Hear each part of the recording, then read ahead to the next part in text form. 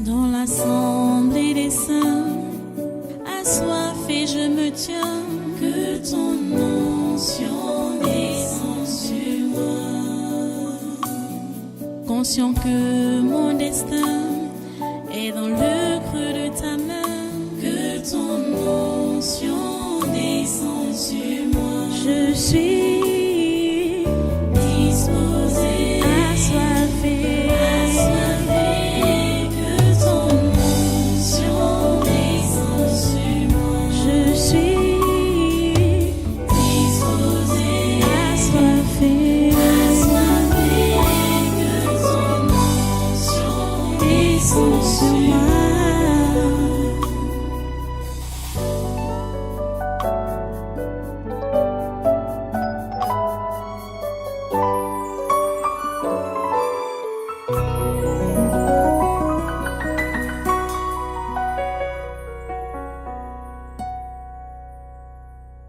Alléluia, merci Seigneur. Merci Assemblée d'avoir pris part à ce combat spirituel. C'est important. Maintenons-nous dans ce combat. La victoire est au bout. Et déjà, le Seigneur nous a rassuré la victoire. Le Seigneur nous a rassuré la victoire.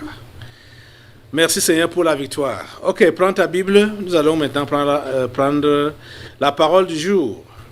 Oh Dieu, que tu es bon. Prends ta Bible. Ok. Depuis un bon bout, je suis en train de vous poser la question, en vous enseignant que, en devenant chrétien, tu t'attendais à quoi? Ou bien tu t'attends à quoi en devenant chrétien, en disant que tu deviens enfant de Dieu? Tu t'attends à quoi? Tu t'attends à quoi? Oh Seigneur, ta grâce. Ta grâce, Seigneur, dans ces vies. Ta grâce, Seigneur, dans ces vies. Vous devez vous convertir. En vrai, vous devez vous convertir. Vous devez savoir ce qu'on appelle chrétien, être enfant de Dieu. J'ai dit, on a vu, et c'est Jésus qui le disait, qui nous le disait, que le monde ne peut pas nous aimer, le monde ne peut pas nous accepter. Pourquoi? Parce qu'ils ont rejeté Jésus. Si je commence par une introduction comme ce que j'ai fait là, c'est parce que le texte qu'on va lire aujourd'hui est un exemple de ceux-là qui nous ont précédés, un exemple de ceux qui sont devenus chrétiens et qui nous ont précédés. Je vais prendre l'exemple de Paul. C'est son exemple que je vais prendre aujourd'hui. Et tenez-vous tranquille. Quand Paul s'est converti, directement, cet homme savait ce qu'il attendait.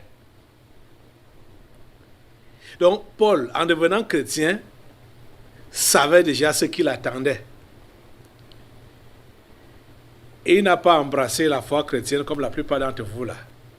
La foi des miracles, la foi des percées, la foi de la prospérité, la foi du mariage, la foi des voyages, la foi de la belle vie. Ce n'est pas le genre de foi là que Paul avait embrassé. Nous allons voir les paroles que Jésus lui adresse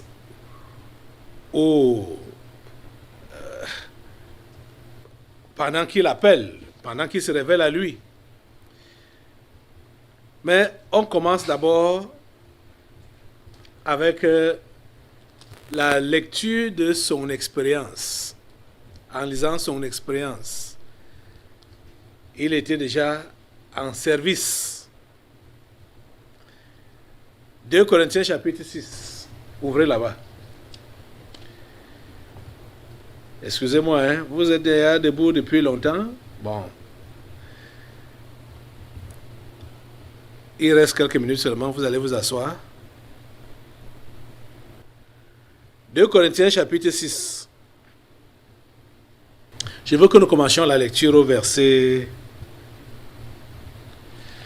Commence au verset 3. Bon, c'est bon de commencer même au début.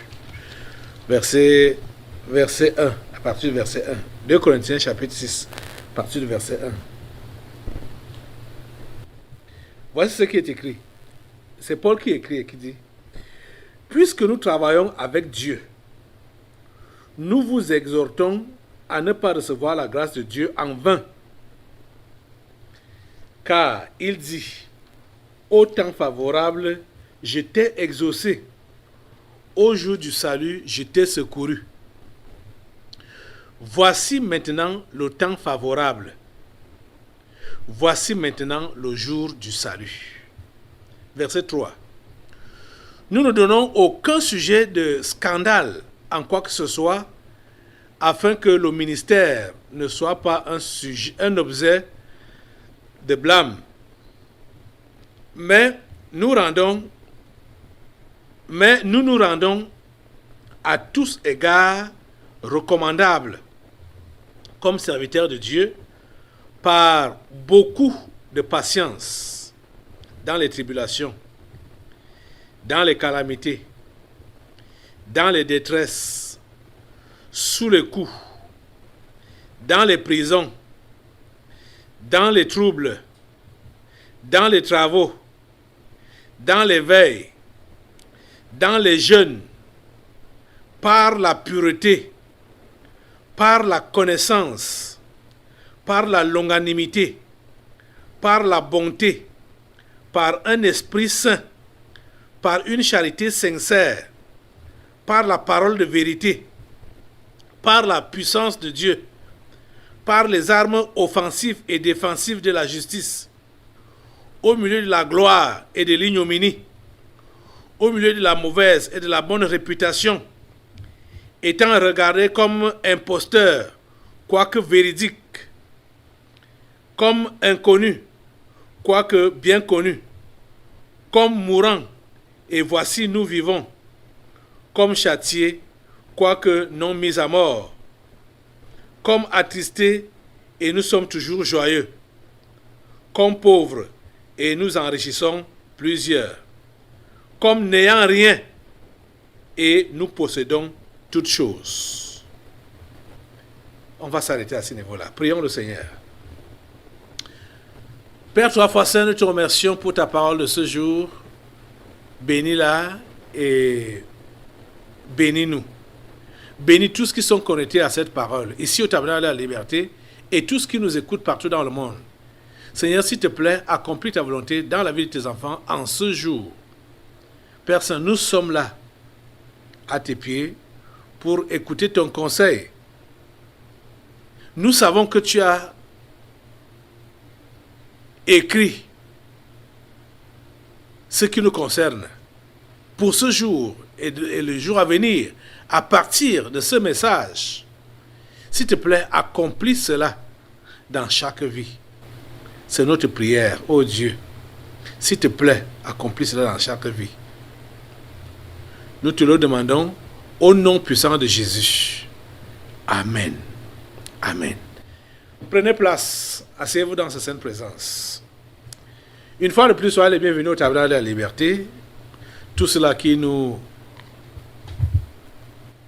prennent, qui nous regardent à la télé, sur YouTube, qui nous écoutent à la radio, ou vous-même qui lisez sur Facebook, ou écoutez, regardez sur Facebook. Soyez tous les bienvenus à ce programme, à ce conquête du surnaturel.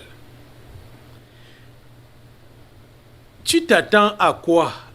Ou tu t'attendais à quoi quand tu as dit que tu donnes ta vie à Jésus? La raison de la régression spirituelle de plusieurs, c'est la déception. Ils sont déçus. Ils sont déçus. Ils disent que Dieu les a déçus. Ils disent que Jésus-Christ les a déçus. Ils disent que l'Église les a déçus. Le pasteur les a déçus. Les chrétiens les ont déçus. C'est comme ça qu'ils disent. Quand tu donnais ta vie à Jésus, quand tu venais à l'église, ou quand tu es venu à l'église, tu t'attendais à quoi, ou tu t'attends à quoi? Pourquoi la déception? Ce qui est sûr, le Dieu que je connais ne peut jamais te décevoir. Il n'a jamais déçu personne. Il n'a jamais déçu personne. La Bible nous dit que celui qui a fait la promesse est fidèle. Celui qui a fait la promesse est fidèle. Celui qui a fait la promesse est fidèle. Dieu est fidèle. Il reste fidèle. C'est l'un des noms de Jésus. Le fidèle. Le véritable. Il est fidèle. Tu es venu dans la foi. Est-ce que tu étais réellement dans la foi? Et si tu étais dans la foi, mais est-ce que tu l'as vraiment alimenté comme il se doit? Parce que la foi doit être nourrie. La foi doit être alimentée. Et qu'est-ce qui est la nourriture de la foi? C'est la parole de Dieu. Qu'est-ce qui est l'aliment de la foi? C'est la parole de Dieu. La foi vient de ce qu'on entend. Et ce qu'on entend vient de la parole de Dieu. Vous qui êtes sevrés de la parole de Dieu, vous qui ne connaissez pas la parole de Dieu, et vous dites que vous êtes chrétien, vous ne pouvez pas persévérer dans cette foi. Parce que, pour manque de parole, vous allez mourir. Vous allez mourir. Vous allez mourir de famine. Manque de parole, vous allez mourir. C'est pourquoi je vous exhorte toujours à lire la Bible, la parole de Dieu. Si vous la lisiez, vous ne serez pas surpris quand vous entendez ce que j'enseigne concernant l'engagement chrétien, concernant l'abandon du chrétien, le renoncement du chrétien, concernant même les épreuves à venir pour un chrétien, les tribulations, les persécutions, vous ne devriez pas être surpris d'apprendre que vous pourrez mourir martyr à cause de Jésus. Vous n'allez pas être surpris d'apprendre que vous devez vous séparer de tout. Vous devez vous séparer de vous-même d'abord pour commencer.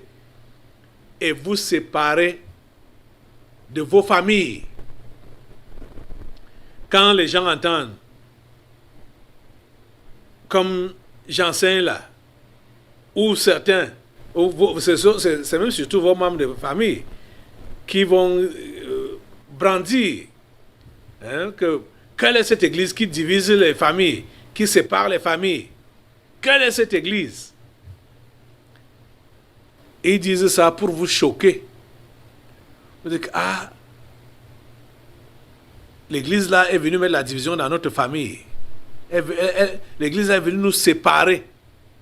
Si tu es choqué par ça, si tu es ému, tu dis, oui, c'est vrai. Ça fait depuis que je me suis séparé, je ne vois plus les miens, on ne communique plus ensemble, on ne marche plus ensemble, ils ne savent pas ce que je suis devenu, moi-même je ne sais plus ce qu'ils sont devenus. Ça veut dire que tu es en train de rétrograder. Et ça montre clairement que tu n'avais pas lu ta Bible. Parce que le pasteur Caleb n'enseigne rien qui soit contre la Bible. Ce que le pasteur Caleb enseigne, c'est la Bible. ça vous paraît nouveau parce que vous n'avez jamais lu ça. Ou quand vous avez même lu, ou quand vous aurez même lu, vous lisez ça comme des histoires qui concernaient Paul, Pierre, Jean, Jacques, comme les histoires qui concernaient les gens de cette époque. Vous n'avez pas lu ça comme si c'était Dieu qui s'adressait à vous. Vous n'avez pas pris cette parole-là pour vous-même.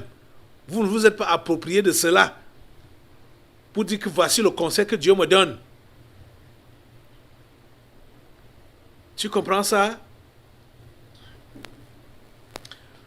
Paul, dans ce passage qu'on a lu, quand je suis reparti au verset 1 là, je voulais commencer au verset 3. Il dit, puisque nous travaillons avec Dieu, nous travaillons avec Dieu. Nous travaillons avec qui? Nous travaillons avec Dieu. Nous travaillons avec Dieu. Dieu a fait de nous ses collaborateurs. Puisque nous travaillons avec Dieu, nous vous exhortons à ne pas recevoir la grâce de Dieu en vain. Car il dit, au temps favorable, je t'ai exaucé, au jour du salut, je t'ai secouru. Au temps favorable, je t'ai exaucé, au jour du salut, je t'ai secouru. Voici maintenant le temps favorable, voici maintenant le jour du salut. Cher ami, comme ces paroles d'introduction, le Saint-Esprit veut te faire comprendre que Dieu a toujours prévu pour toi le temps favorable et le jour du salut. Quel que soit ce que tu expérimentes, rien n'est un drame. Rien n'est un accident. C'était dans la programmation de Dieu. C'était dans sa planification. Ce que tu vis, ce que tu traverses à l'heure actuelle, Dieu a prévu ça pour toi. Et il a...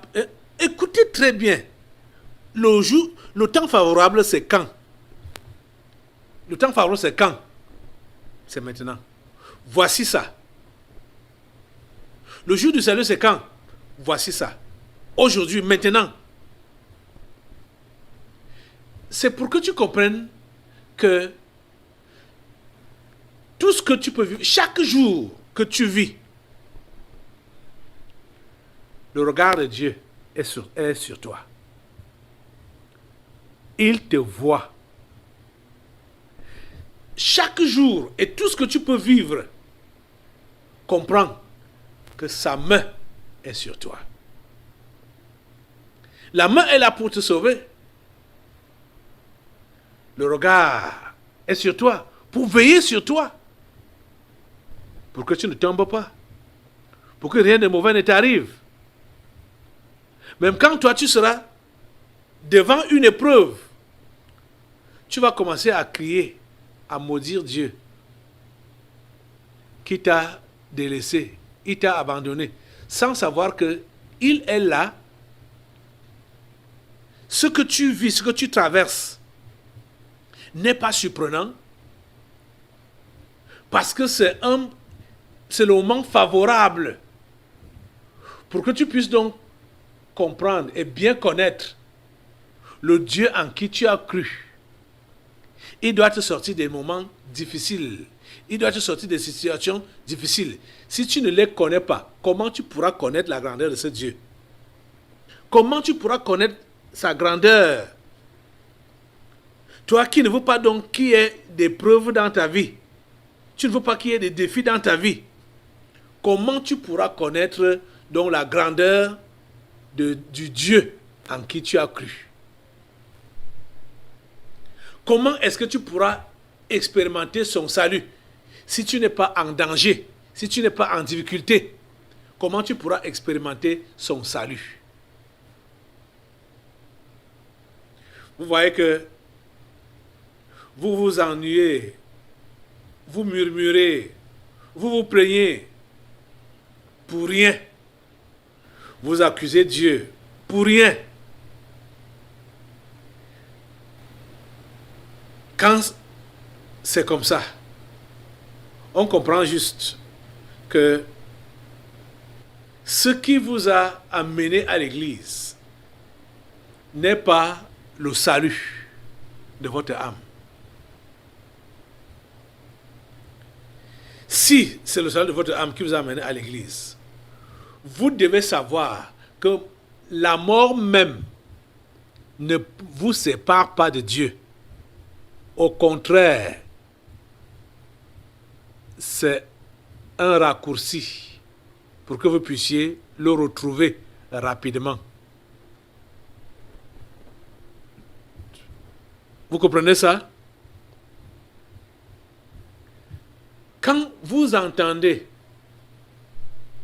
les gens pleurnicher, pleurer, se lamenter, ils disent qu'ils sont chrétiens. Et toujours les pleurs sont sur leurs lèvres par rapport à ce qui leur arrive. Comprenez que c'est des gens qui ne sont pas à l'église pour le salut. C'est des gens qui sont à l'église pour leur bien-être. Et comme le bien-être n'arrive pas comme ils ont prévu, ils se mettent donc à se lamenter, ils se mettent à pleurer. Chaque jour que tu vis en tant que chrétien, comprends que la faveur de Dieu est avec toi. C'est le temps favorable. Tu as compris? C'est le temps favorable. Voici maintenant le temps favorable. C'est la faveur de Dieu t'accompagne tous les jours. En tant que chrétien, comprends que la faveur de Dieu est avec toi tous les jours. Tous les jours. Apprenez à dire merci à Dieu. Quand bien même vous n'avez pas envie de dire merci. Apprenez à dire merci à Dieu quand votre pied cogne un caillou. Apprenez, j'ai dit dans les moindres choses, apprenez à dire à Dieu merci. Quand vous sentez, vous avez une douleur qui monte dans une partie de votre corps, là, dites merci à Dieu. Apprenez à dire merci à Dieu dans toutes les circonstances, dans tous les contextes. Apprenez à dire merci à Dieu. Sa faveur est sur vous. J'ai dit que sa faveur est sur vous. Le temps favorable, le voici. Voici le temps favorable. Voici le jour du salut. Chaque jour que tu vis, chaque jour que tu passes, si Dieu t'ouvrait les yeux pour que tu puisses voir de combien de fois il t'a épargné des malheurs, des attaques, de la mort, de la surprise de Satan et de ses agents, tu n'allais pas avoir ce langage que tu as là. Tu n'allais pas te plaindre comme tu te plains là. Parce que à ton insu, tu as été sauvé plus d'un millier de fois des situations très graves. C'est pourquoi ce que Dieu te permet de voir qui t'arrive et qui est déplaisant, dis-lui merci pour cela. Parce que il y a ce que tu n'as pas vu qui pouvait t'emporter, ou ce que tu n'as pas vu qui pouvait t'enlever même de la foi. Mais Dieu t'a épargné. Il t'a sauvé. Je vous ai souvent témoigné ici que quand je fais le flashback de ma vie, je regarde un peu en arrière, voir des situations par lesquelles je suis passé, des moments difficiles, des tentations. Je rends grâce à Dieu. J'apprécie son amour pour moi. J'apprécie sa bienveillance. Dis Dieu, tu es Dieu. Parce que tu as permis que je passe par là. Mais tu m'as préservé. Parce que tu savais ce que tu avais planifié pour ma vie.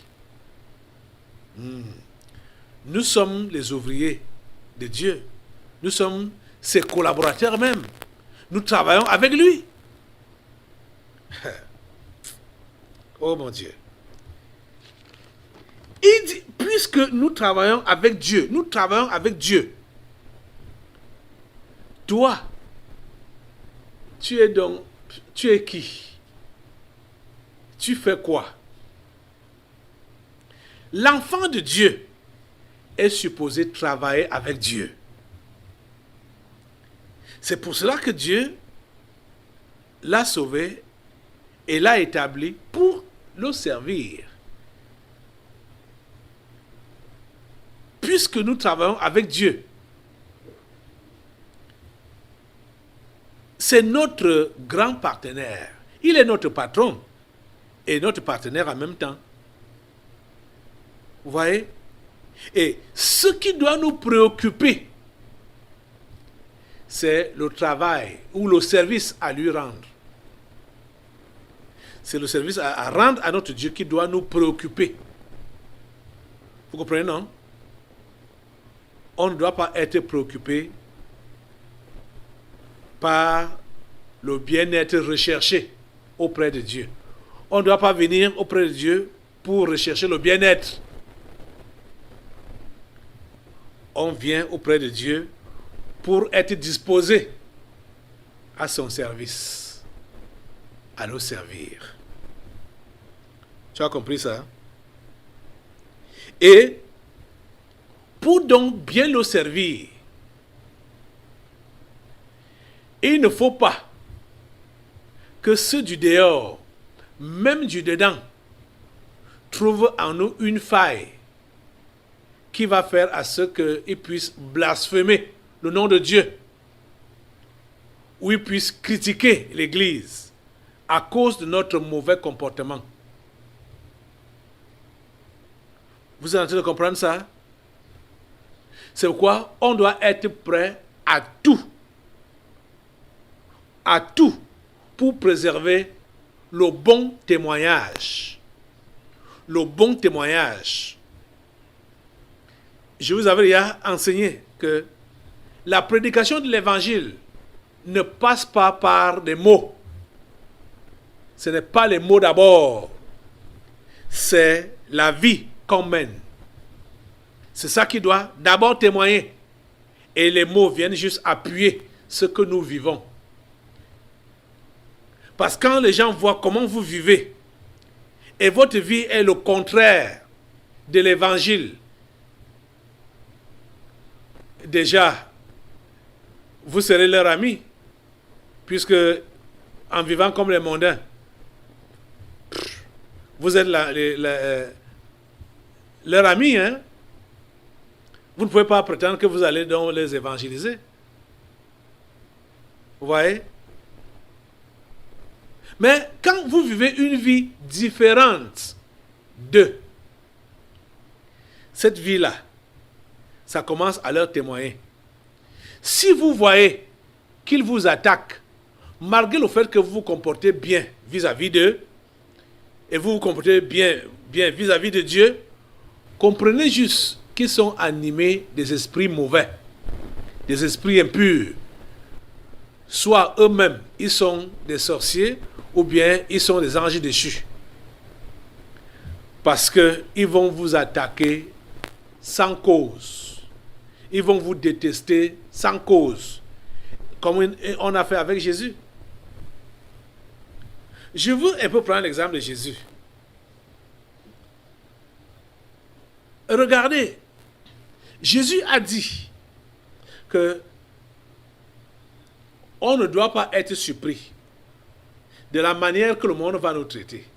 Parce que c'est comme ça qu'on l'a traité. Jésus est né.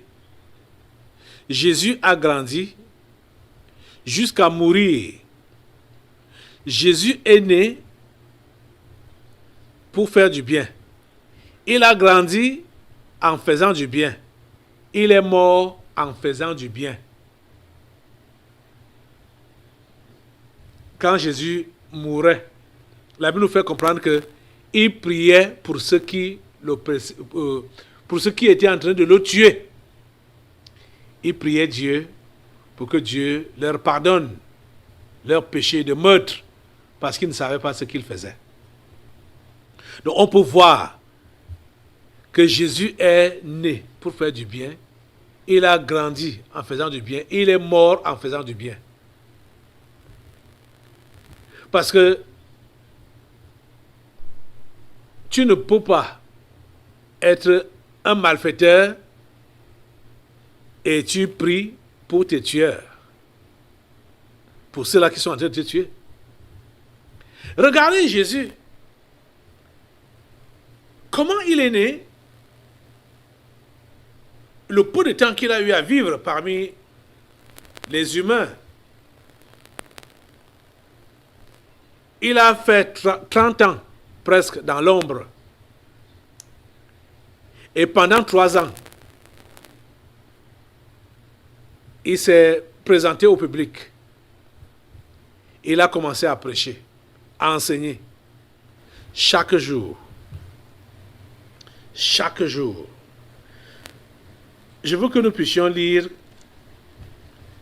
le témoignage que Pierre rend de lui dans les Actes des Apôtres. Actes. Allons dans Actes au chapitre 2. Actes chapitre 2.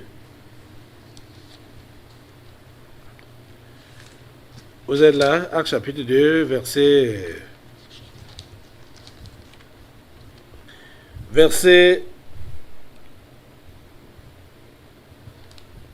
Allons au verset 22. Allons au verset 22 de Acte 2 là.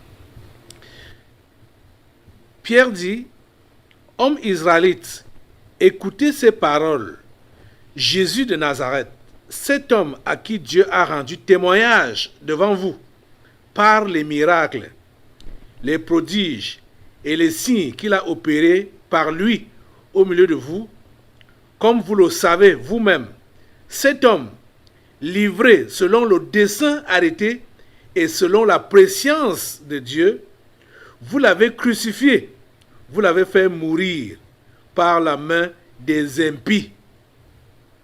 Dieu l'a ressuscité en le délivrant des liens de la mort, parce qu'il n'était pas possible qu'il fût retenu par elle.